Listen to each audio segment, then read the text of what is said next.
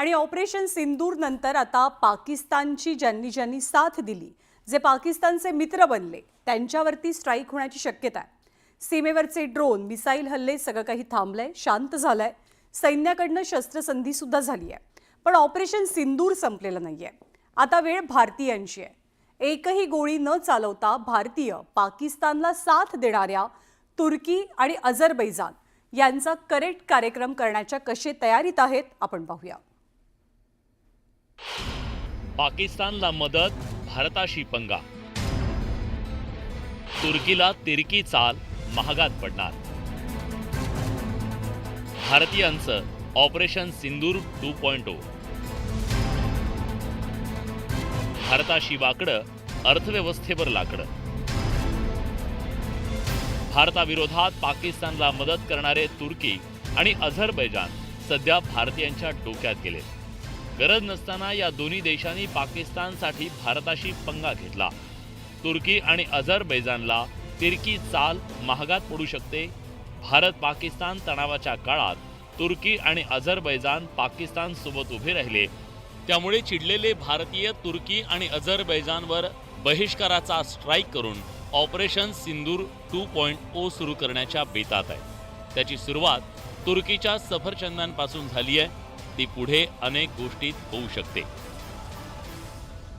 टर्कीने पाकिस्तानला पाठिंबा दिला आहे आणि तो देशविरोधी कारवायांना पाकिस्तानला जो आपला सपोर्ट करतोय त्याच्या विरोधात आपण महाराष्ट्रातल्या व्यापाऱ्यांनी म्हणजे हा trend be Indian buy Indian आणि बॅन टर्की हा ट्रेंड निघाला दिल्लीतनं आणि त्याला सपोर्ट म्हणून पुण्यातल्या व्यापाऱ्यांनी सुद्धा हे केलं आहे की टर्कीचं सफरचंद खरेदी करायचे नाही आणि काय नाही. मग देश सेवेसाठी आपला खारीचा वाटा म्हणून आम्ही टर्कीचे ॲपल विकायचे नाही असं होलसेलरांनी ठरवलेलं आहे आणि इम्पोर्ट लोकांनी सुद्धा ठरवलं आहे की मागवायचं नाही. भारतीयांनी तुर्की आणि अझरबैजानचं तोंड पाहायचं नाही ठरवलं तरी ते त्यांना प्रचंड महागात पडू शकतं. महागात म्हणजे एवढं की त्यांच्या अर्थव्यवस्थेचं कंबरडं मोडू शकतं. 2024 मध्ये 3,30,000 भारतीय पर्यटकांनी तुर्कीला भेट दिली. 2013च्या तुलनेत 20.7% पर्यटकांची वाढ नोंदवली गेली. भारतीयांचं तुर्कीच्या अर्थव्यवस्थेत 3,350 कोटींचं योगदान आहे. इस्तंबूल, कप्पाडोसिया आणि अंताल्याला पर्यटकांनी भेटी दिल्या. भारतामुळे तुर्कीत 45 ते 60 हजार अप्रत्यक्ष पर्यटन नोकऱ्या निर्माण झाल्या. तुर्कीसारखीच परिस्थिती अझरबैजानची सुद्धा आहे. भारतानं ठरवलं तर त्यांचं दाणापाणी बंद होऊ शकतं. अझरबैजानच्या GDPत भारतीय पर्यटकांचा वाटा 8% इतका आहे. 10% रोजगार एकट्या पर्यटन क्षेत्रातून मिळत आहेत.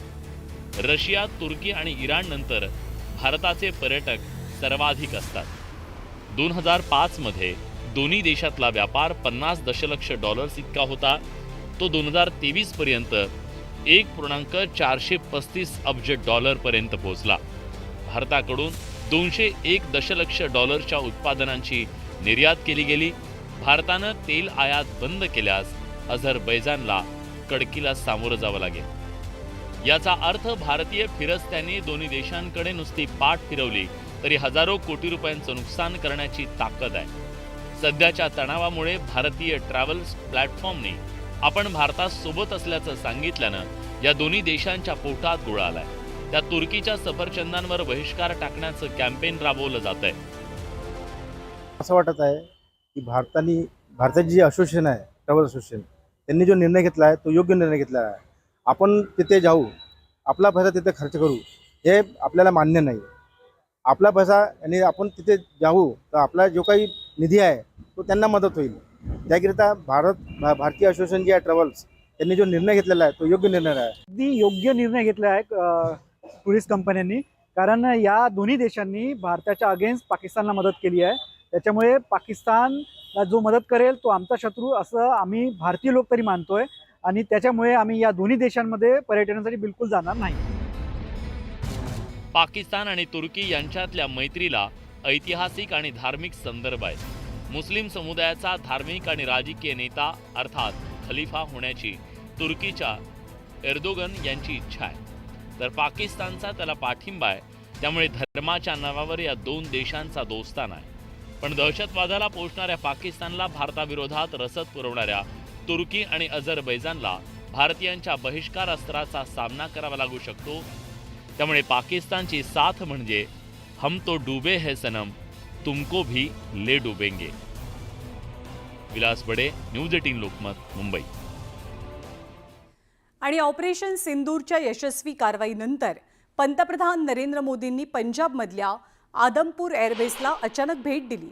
या भेटीनं केवळ भारतीय वायुसेनेच्या जवानांचं मनोबल उंचावलेलं नाही, तर पाकिस्तानला आणि संपूर्ण जगाला आपल्या देशाच्या कणखर भूमिकेचा स्पष्ट संदेशही दिला गेला.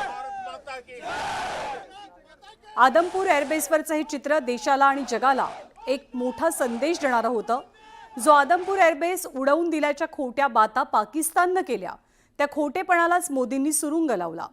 आणि या भेटीदरम्यानचे 2 फोटो लक्षवेधी ठरले. एका फोटोत पंतप्रधान नरेंद्र मोदींच्या पाठीमागे पाकिस्तान विरोधातल्या युद्धात हिरो ठरलेली S-400 सिस्टीम दिसली, तर दुसऱ्या फोटोतल्या why enemy pilots don't sleep well या वाक्यानं जगाचं लक्ष वेधलं. ऑपरेशन सिंदूर हे काही सामान्य सैनिक ऑपरेशन नव्हतं. या ऑपरेशनमुळे देशाच्या लष्कराची ताकद जगाला समजली. भारतीय ड्रोन्स आणि मिसाईल्सच्या हल्ल्यानंतर पाकिस्तानच्या लष्कराला झोपही लागणार नाही, असं मोदींनी ठणकावून सांगितलं. भारत गौतम बुद्धांचा देश आहे, तसंच तो गुरु गोविंद सिंग यांचाही देश आहे. अधर्माचा संहार करण्यासाठी भारत हातामध्ये शस्त्र घेणार, असंही मोदींनी ठणकावून सांगितलं. यापुढे जर देशाकडे, भारताकडे वाकड्या नजरेनं बघाल तर सर्वनाश करू, आणि त्यासाठी वेळ पद्धत आमची असेल, असा सज्जड दमही त्यांनी पाकिस्तानला भरलाय. पंतप्रधान नरेंद्र मोदी यांनी आज सकाळी आदमपूर एअरबेसवरती जात जवानांची भेट घेत त्यांच्या कारवाईचं, त्यांच्या कामगिरीचं कौतुक केलं.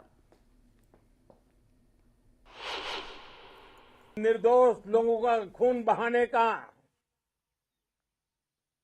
एक ही अंजाम होगा, विनाश और महाविनाश. जिस पाकिस्तानी सेना के भरोसे ये आतंकी बैठे थे, भारत की सेना,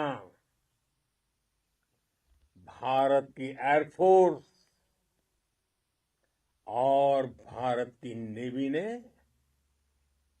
उस पाकिस्तानी सेना को भी धूल चटा दी है. भारत माता की जय! भारत माता की जय! भारत माता की जय! आपने आतंक के तमाम बड़े अड्डों को मिट्टी में मिला दिया. 9 आतंकी ठिकाने बर्बाद हुए. 100 से ज्यादा आतंकियों की मौत हुई. आतंक के आकाओं को अब समझ आ गया है, भारत की ओर नजर उठाने का एक ही अंजाम होगा, तबाही. आणि या